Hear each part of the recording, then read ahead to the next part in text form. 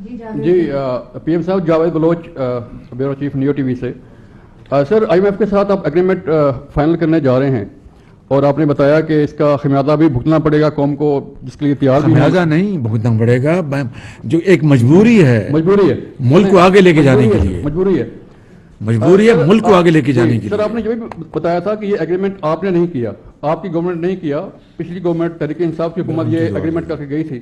تو کیا جس طرح آپ توشہ خانہ جو ہے وہ اس کو پبلک کر رہے ہیں، تو از اٹ پاسبل کہ آپ آئی ایم ایف کے ساتھ جو اگریمنٹ ہوا ہے لاسٹ گورنمنٹ کا، وہ بتائیں قوم کو کہ یہ اگریمنٹ تھا کیا اور اس کی جو ہے وہ تفصیلات کیا تھیں. سر، نمبر 2، ایک اور ابہام پایا جا رہا ہے ملک میں، اور اس پہ باتیں بھی ہو رہی ہیں کہ پنجاب اور کے پی کے الیکشن تو کب ہوں گے وہ پتہ نہیں ہے، لیکن کیا جو عام انتخابات ہیں ملک میں، قومی اسمبلی جب تحریر ہوگی، تو کیا آپ سمجھتے ہیں کہ عام انتخابات وقت پر ہوں گے؟ دیکھیے کہ ایک آئینی ریکوائرمنٹ ہے، لیکن اس کے نتیجے میں جو اپنا وفاق نے جو الیکشن کمیشن میں اپنا موقف پیش کیا ہے، صوبہ پنجاب نے اپنا موقف پیش کیا ہے، صوبہ کے پی نے موقف پیش کیا ہے، وہ تو میرے اختیار میں نہیں ہے. تو اب یہ فیصلہ الیکشن کمیشن جو کنسرن جو ادارے ہیں انہوں نے کرنا ہے. میں آئین کا پابند ہوں، جو مجھے یہ ادارے کہیں گے، آئینی ادارے، آئی ول گو along. جی میں نہیں مریم بیٹا، میں نے آئی ایم ایف کو بتا رہے ہیں. جی میں آپ کو آئی ایم ایف کے حوالے سے آپ نے فرمایا کہ کیا وہ جو معاہدہ ہوگا، ایک تو پرانا، یہ 1 جنوری 1999 کو پہلی دفعہ یہ معاہدہ میں نے ویب سائٹ پہ ڈلوایا تھا فائنانس منسٹری، جو ساتھی پرانے ان کو یاد ہوگا. اب وہ اگلی حکومتوں نے کیا ہے وہ آبویسلی ہمارے کنٹرول میں نہیں ہے، لیکن ہم اس معاہدے کو ویب سائٹ پہ ڈالیں گے، منسٹری آف فائنانس پہ 2019 کا بھی ڈالیں گے، اس کو بھی ڈالیں گے. آپ خود تاکہ کمپیئر کریں، آپ کو پتا ہو کہ جی یہ ساورن معاہدہ اس حکومت نے نہیں کیا. لیکن میں سمجھتا ہوں کہ پولیٹیکل پارٹیز کے ساتھ یا حکومتوں کے ساتھ نہیں ہوتا، یہ معاہدے اسٹیٹ کے ہوتے ہیں اور ساورن کمٹمنٹس ہوتی ہیں، اسی لیے ہم نے اس کو پوری طرح تو ہم بالکل شیئر کریں گے جی آپ کے ساتھ. اور جو 2019 کا وہ بھی شیئر کریں گے. میں نے نیشنل اسمبلی کے فلور پہ بھی اسپیکر صاحب کو میں نے عرض کیا تھا کہ یہ معاہدہ ایم ای ایف پی 2019 میں آپ کو پرووائڈ کروں گا، آپ ممبرز میں بھی تقسیم کریں تاکہ وہ پڑھیں کہ کیا تھا. اور ہمارا جو ہوگا وہ بھی آپ سے شیئر کریں گے. آپ کا ایک چھوٹا سا سوال تھا پاور کے حوالے سے، اس کا جو غنیت خالد صاحب جو وجہ ہے نا، وہ پرابلم یہ ہے کہ آپ 3000 ارب کی بجلی بنا رہے ہیں، آئی ایم کو چھوڑیں، آپ صرف 1550 ارب اس کے بدلے میں ریکور کرتے ہیں اور 1450 ارب کو اس میں ہول ہے. ہم ایز اے کوئی بھی حکومت ہو، کوئی بھی ملک کو اتنا بڑا یعنی ڈنٹ برداشت نہیں کر سکتا. 300 یونٹ تک کے تقریباً 570 ارب جو ہیں وہ بجٹ پہ رکھے جاتے ہیں کہ جی ان کو ہم نے بجلی سستی دینی ہے، اس کی حکومت پے کرے گی. جو باقی ہے، جو چوری ہے، جو لائن لاسز ہیں، جو آپ کے بل پے نہیں ہوتے، وہ جو ڈفرنس ہے نا قریباً 870 کا، وہ پرابلم ہے اصل میں. تو جو آپ نے یہ میئرز دیکھے نا، یہ تو صرف بڑے معمولی ہیں، باقی ہم نے وہ ٹھیک کر رہے ہیں اور ہم پوری سٹرکچر ریفارم کر رہے ہیں. وہ ہمارے اپنے انٹرسٹ میں کہ ہم اس بلیڈنگ کو بند کریں، جیسے ایس او ایز کہتے ہیں کہ جی اس کا نقصان بند کریں، اسی طرح اس کو بھی بند کریں. اس پہ کام ہو رہا ہے انشاءاللہ. جی اویس کیانی صاحب. شکریہ پی ایم صاحب. 2 چیزیں ہیں بہت ہی اہمیت کی ہیں. آپ اپنا تعارف فرما دیں. سر اویس کیانی 24 نیوز اسلام آباد. Thank you sir. 2 چیزیں بہت ہی اہمیت طلب ہیں، میں چاہوں گا کہ آپ اس پہ تھوڑا رسپانس کریں. سب سے پہلی بات یہ ہے کہ ایک آڈیو لیکس آتی ہے، اس میں جج صاحب جو ہیں موجود ہیں اور اس کے ساتھ آڈیو لیکس آتی ہے جس میں ذمہ دار عہدوں پر جو بیٹھے ہوئے ہیں ججز حضرات، ان کے حوالے سے بات چیز آتی ہے. اس کے بعد متصب جو رویہ ہے وہ بھی چیز دیکھنے میں آ رہی ہے. نون لیگ اسپیشلی طور پر حکومت، کیا آپ کہتے ہیں کہ چیف جسٹس اس کا نوٹس لیں تاکہ وہ جو نون لیگ اسپیسیفک جو کیسز ہیں ان سے وہ سائڈ پہ ہوں؟ پہلی بات. دوسرا یہ بتائیں کہ اے پی سی کال ہونی تھی سر، بہت اہمیت کی عامل تھی، وہ ڈیلے ہے. ڈار صاحب 28 فروری کو کیا پیٹرول دوبارہ سے مہنگا ہوگا؟ Thank you very much. جی جو پہلا آپ کا سوال ہے، دیکھیے کہ ہم سب یہاں جو بیٹھے ہیں، ہم سب عدالت عظمیٰ، عدالت عالیہ اور درجہ بدرجہ تمام ہم عدالتوں کا ہم احترام کرتے ہیں. یہ ہمارا آئینی ہماری ذمہ داری ہے اور ہمیں یہ کرنا چاہیے.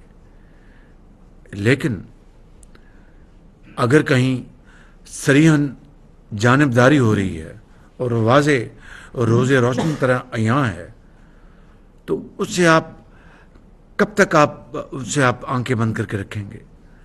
اور اس سے نہ صرف انصاف اور عدل کا جو توازن ہے وہ متاثر ہوگا، یا ہو رہا ہے اس سے بہت خرابیاں پیدا ہوں گی. اب مجھے بتائیں آپ لے کے چلے گئے. آج کا موضوع تھا بالکل خالص اپنا کفایت جاری کا، لیکن چونکہ آپ ہم بات کر دی ہے، مجھے بتائیں آپ کہ میاں محمد نواز شریف کو پناما سے اقامہ میں ان کو سزا دلوا دی گئی. اب کوئی ڈکی چھپی بات نہیں ہے، ہر چیز سامنے روز روشن طرح عیا ہو گئی ہے. بعض ذمہ دار لوگوں نے تو اب انٹرویوز بھی دے دیے ہیں.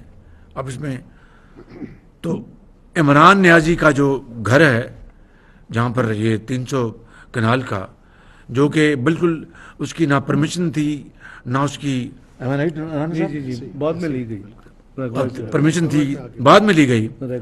اس کو اس وقت کی چیف جسٹس نے اس کو تو جناب اس کو پتہ نہیں کس طریقے سے اس کو ریگولر کر دیا، اور جو غریب لوگوں کے ان کے گھر ڈھائے گئے.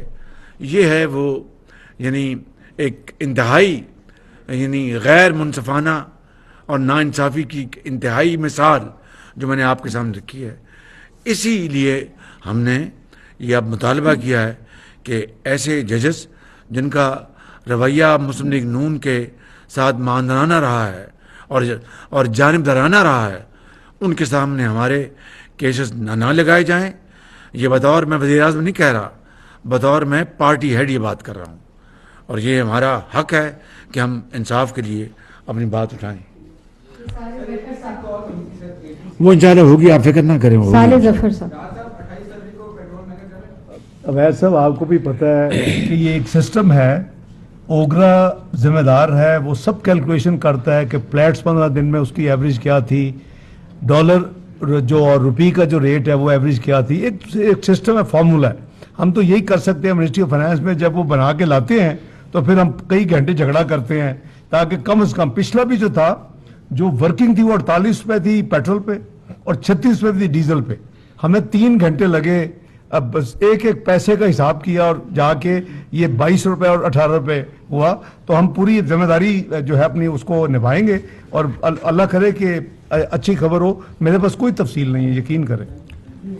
صالح ظفر صاحب. Prime Minister, let me in the outset sympathize with your ministers جن کے آپ نے سارے پریولیجز جو ہیں وہ چھین لیے ہیں. اور میں آپ سے سوال یہ کرنا چاہتا ہوں کہ آپ نے یہ آسٹیرٹی اور کفایت جاری کی ابھی باتیں کی ہیں، لیکن ریسورسز کا کچھ ہیمریج ان تحریکوں کی وجہ سے ہو رہا ہے جو سڑکوں پہ چل رہی ہیں، جن کی وجہ سے ملکی وسائل کا ضیاع ہو رہا ہے.